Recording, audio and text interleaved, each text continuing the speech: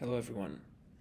My final research project focuses on one of the biggest questions in Western history, which is, why did the Roman Republic fall? We often think of dramatic events like Caesar crossing the Rubicon, but my research argues that the real cause was much deeper, and it wasn't just bad luck. Rather, it was a structural imbalance that allowed the Senate to hold too much informal power, which eventually broke the entire system. If you look at this diagram in the background, we have to it expresses how Rome was supposed to work. Before we even get to it, this structure makes it very complicated. It was a complicated structure, but we can kind of dumb it down to three distinct categories. The historian Polybius, the Greek historian, famously described Rome as a mixed constitution. Right? First, you had the consuls, who were like kings. That was the monarchy. Then you had the Senate. That was the aristocracy. And then finally the assemblies, and that was the democracy.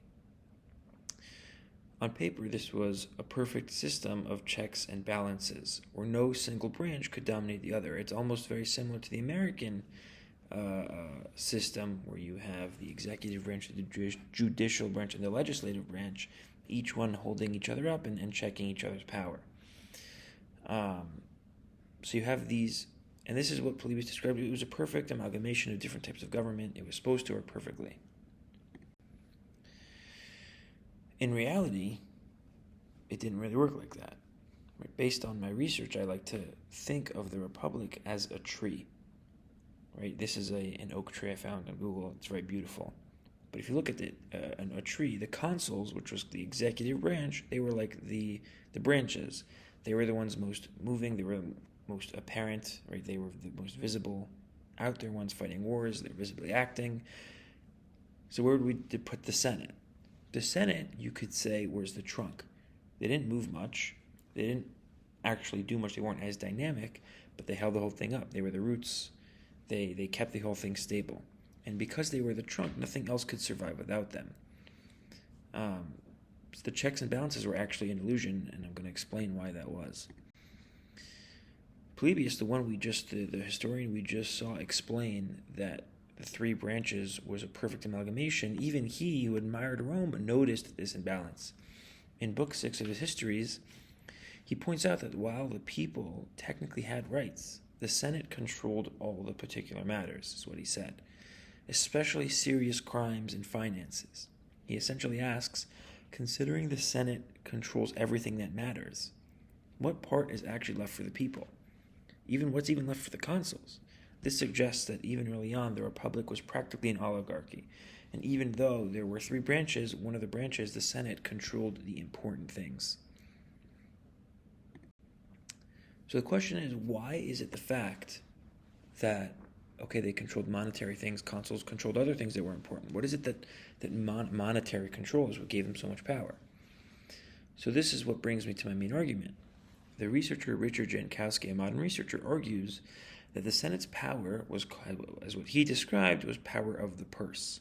Right? A consul might technically have the power to wage war, but if the Senate didn't fund it, the consul couldn't do anything. And this control wasn't actually written in law. There was no stipulation that said that they could fund wars and whatever, but the point was that if a war wasn't funded, a war didn't happen. Right? This was all based on custom, as Jankowski argues. It was based on custom and precedent. But because the Senate held the money, they held the real power.